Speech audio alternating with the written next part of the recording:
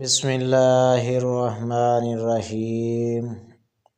حضرت ابو ہریرہ رضی اللہ عنہ سے روایت ہے، رسول اللہ صلی اللہ علیہ وسلم نے فرمایا، جس کام کا میں تمہیں حکم دوں اس پر عمل کرو، اور جس کام سے منع کروں اس سے باز رہو۔ حضرت ابو ہریرہ رضی اللہ عنہ سے روایت ہے،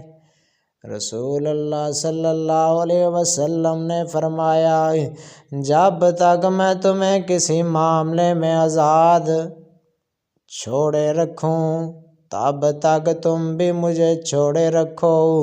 بلا وجہ سوال نہ کرو،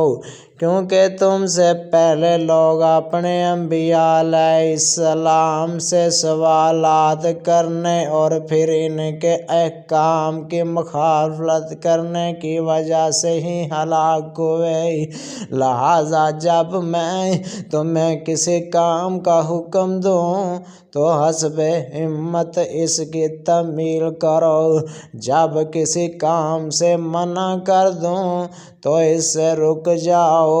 حضرت ابو ہریرہ رضی اللہ عنہ سے روایت ہے، رسول اللہ صلی اللہ علیہ وسلم نے فرمایا، جس نے میری اطاعت کی اس نے اللہ کی اطاعت کی، جس نے میری نافرمانی کی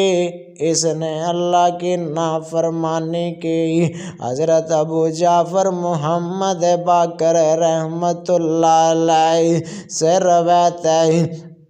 انہوں نے کہا، حضرت عبداللہ بن عمر رضی اللہ عنہ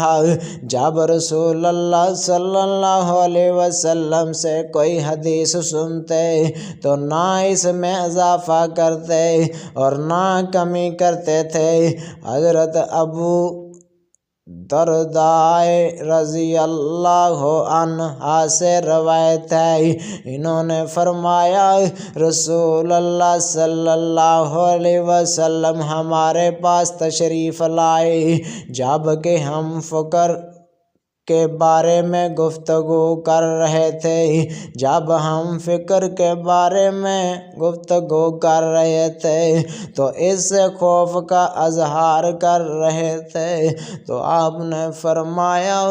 کیا تم فقر سے ڈرتے ہو؟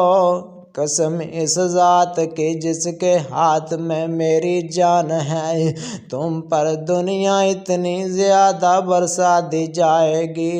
حتیٰ کہ کسی کے دل کو اس کے سوا کوئی چیز مائل نہیں کرے گی، ہر شخص اس کی طرف متوجہ ہو جائے گا۔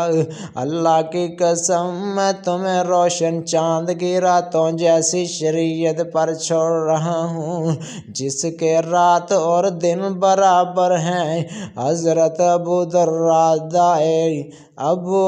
درداء رضی اللہ عنہ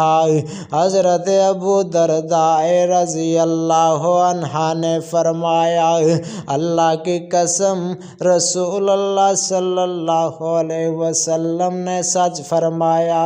واللہ آپ ہمیں ایسی روشن شریعت پر چھوڑ کر تشریف لے گئے ہیں جس کے رات اور دن برابر ہیں۔ حضرت قرہ رضی اللہ عنہ سے روایت ہے،